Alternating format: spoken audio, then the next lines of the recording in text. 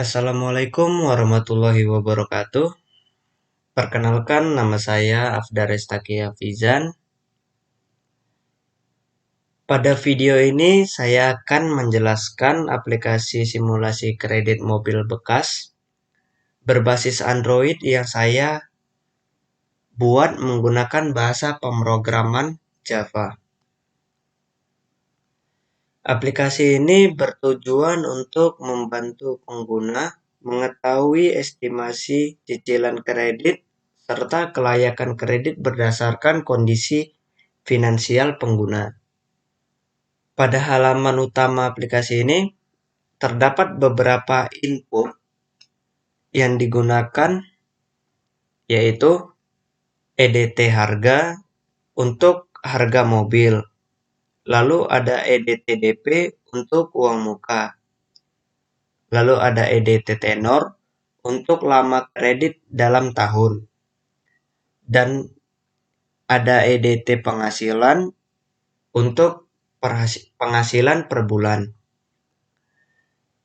Selain itu terdapat spinner atau SP pekerjaan yang digunakan untuk memilih jenis pekerjaan pengguna, serta terdapat BTN hitung atau tombol hitung button untuk memproses simulasi kredit. Namun sebelum dilakukan perhitungan, format rupiah ini akan dibersihkan kembali agar tidak terjadi error saat pemrosesan aplikasi perhitungan. Lanjut, pada metode hitung simulasi, terlebih dahulu melakukan validasi untuk memastikan semua input telah diisi. Jika ada input yang kosong, maka sistem ini akan menampilkan pesan menggunakan touch dan proses tidak dapat dilanjutkan. Lalu, setelah validasi data dari input diambil dan disimpan ke dalam variabel seperti harga, DP, tenor, dan penghasilan. Pada bagian ini, format rupiah harus dibersihkan menggunakan all agar data bisa dikonversi ke rupiah tipe numerik. Lalu aplikasi ini menerapkan aturan kredit berupa DP minimal sebesar 25% dari harga mobil yang disimpan dalam variabel atau DP minimum. Jika nilai DP lebih kecil dari minimal, maka sistem akan menampilkan pesan dan simulasi dihentikan. Selanjutnya, sistem menentukan bunga kredit menggunakan algoritma rule base. Berdasarkan penghasilan pengguna, jika penghasilan lebih dari atau sama dengan 15 juta, maka bunga ditetapkan sebesar 3,5%. Jika penghasilan di atas 10 juta, maka bunga sebesar 4,5% dan di bawah itu bunga sebesar 5,5%. Selain penghasilan, jenis pekerjaan juga mempengaruhi bunga kredit. Jika menggunakan pekerjaan wira swasta, maka sistem menambahkan risiko bunga 1%. Setelah bunga ditentukan, sistem menghitung jumlah pinjaman menggunakan variabel pinjaman, yaitu harga dikurangi DP. Total pembayaran kredit disimpan dalam variabel total bayar, kemudian cicilan per bulan dihitung dan disimpan dalam variabel cicilan. Kemudian, sistem menghitung sisa gaji pengguna setelah membayar cicilan yang disimpan dalam variabel gaji. Berdasarkan nilai tersebut, sistem menentukan status kredit menggunakan aturan if dan else. Jika sisa gaji di atas 5 juta, maka status kredit dinyatakan layak. Dan jika gaji di atas sisa gaji di atas 3 juta, maka dinyatakan cukup layak. Dan jika di bawah itu, dinyatakan tidak layak. Langsung saja kita contohkan. Misal harga mobil 120 juta, kita masukkan DP-nya 30 juta, kita masukkan minimal aja. Kita pilih tenornya 5 tahun. Kita masukkan penghasilannya misalnya sekitar 6 juta mungkin. 6 juta. Pekerjaannya PNS atau BUMN.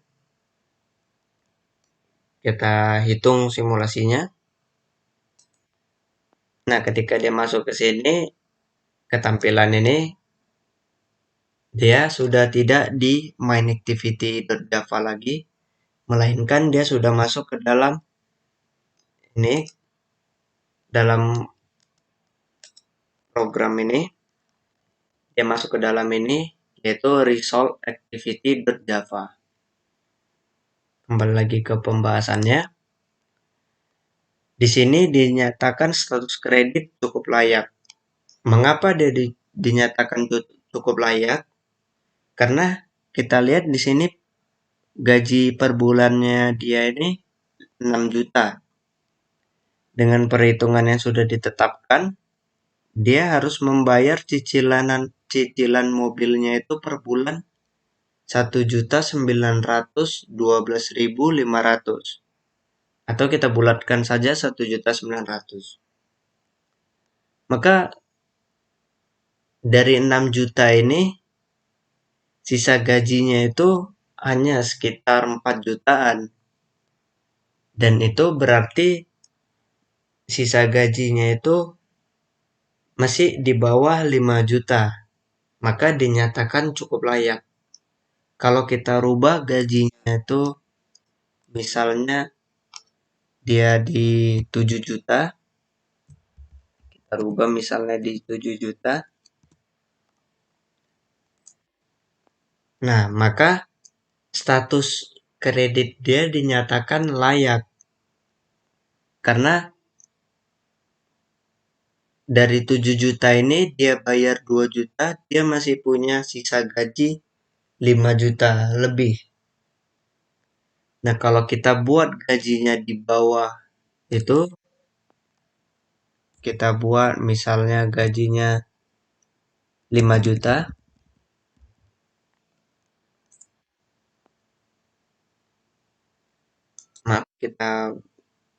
misalnya kita buat gajinya sekitar 4 juta ya. 4 juta. Maka status kredit ini dinyatakan tidak layak. Mengapa? Padahal dia punya uang 4 juta, namun bayar 2 juta tidak dinyatakan layak. Karena sisa dari gajinya ini hanya sekitar 2 juta lebih sedikit. Hampir separuhnya hilang dari 4 juta ini. Hanya untuk membayar ini. Maka sistem tidak mengizinkan dia untuk mengambil kredit ini. Gitu. Jadi kalau dia punya gaji di bawah kalau dia punya sisa gaji misalnya di atas 5 juta, itu dia dinyatakan layak. Dan dia punya, kalau misalnya dia punya gaji di bawah 5 juta, gitu, di bawah 3 juta, 3 juta lebih lah, 3 juta lebih itu dinyatakan cukup layak. Dan kalau dia di bawah 3 juta, itu sudah dinyatakan tidak layak. Gitu. Mungkin aplikasinya hanya seperti ini. hanya sebagai kalkulasi saja. Di sini kita bisa milih pekerjaan dan juga milih berapa lama tenornya gitu. Intinya semua hasil perhitungan seperti cicilan, bunga, dan status itu akan dikirimkan ke halaman ini yaitu Resolve Activity. Nah, di sini akan dieksekusi lah semua input yang tadi telah dimasukkan ini. Input-input ini yang telah kita masukkan di halaman main activity, maka akan dieksekusi di resolve activity ini. Nah, resolve activity ini nantinya akan menampilkan hasil seperti ini. Ini tampilan hasil dari resolve activity. Begitu. Nah, untuk bisa tampilannya ada warnanya seperti ini, itu kita menggunakan kayak ini activity result.xlm. Beda dia dengan yang .java tadi. .java tadi itu ibaratnya kayak kita menetapkan algoritmanya lah, kita menetapkan bagaimana aplikasi ini bekerja. Sedangkan kalau untuk di .xlm ini dia lebih ke arah tampilan. Kita mau tampilannya seperti apa, kita mau warnanya seperti apa, tulisannya seperti apa. Gitu. Dan sama ini juga activity main dia ini untuk tampilan yang tadi ini. Nih kenapa dia warnanya bisa biru? Kenapa dia ada tulisan Rizky Ananda Finance gitu. Itu semuanya tampilannya dari sini. Ya, Rizky Ananda Finance.